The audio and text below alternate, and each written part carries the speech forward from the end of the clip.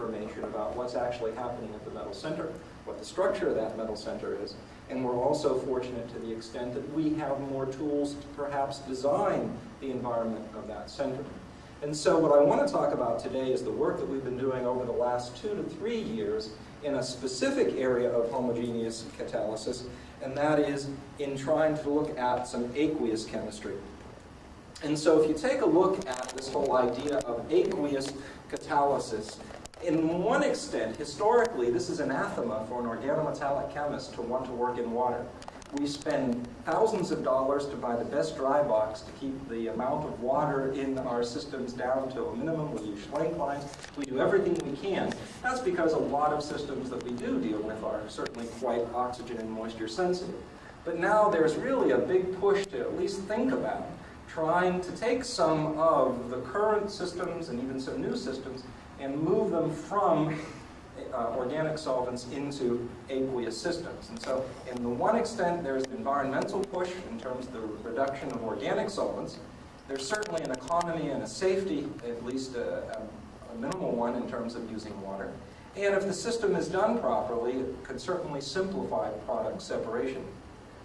Well, certainly the limitations of simply taking what we know now and moving it into water is that initially, most of the catalysts that we can talk about that are commercially used right now are themselves generally not water soluble, and in the worst case scenario, those catalysts are inactive in water because of interactions of the metal center with water that destroy their catalytic activity. And so if you take a look over the last several years of the work that's going on, and I'm certainly not going to do justice to quite the range of work that's going on in other research groups, but you take a look at one approach is to gain water solubility via water-soluble ligands. My colleague Brian Hansen from the chemistry department at Virginia Tech, and you'll be hearing a talk from Rich Rosso and his group about one aspect of that approach, is to take current ligands, such as triphenylphosphine, that are used for homogeneous catalysts right now, convert those into water-soluble ones by the use of, let's say, an ionic group on them, and then what you end up with is a water-soluble ligand, and then what you hope then is that that brings the whole complex into water, and what you're trying to do is just take exactly the known chemistry that happens in the organic solvent and transport it into water. And that works in this particular case of the rhodium catalyst for hydroformylation.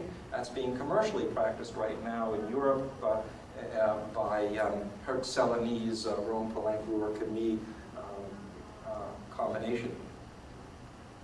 We are much more interested in my group, although we'll see some of this approach, at looking at systems in number one, in which the water solubility is really due to a direct interaction between water and the metal center, not because of the water solubility of ancillary ligands. And secondly, we're much more interested in where water is not simply the medium, but where water participates, and we use the unique features of water in order to get some of this chemistry to go on. To add one more little bit to the historical foundation in terms of our group,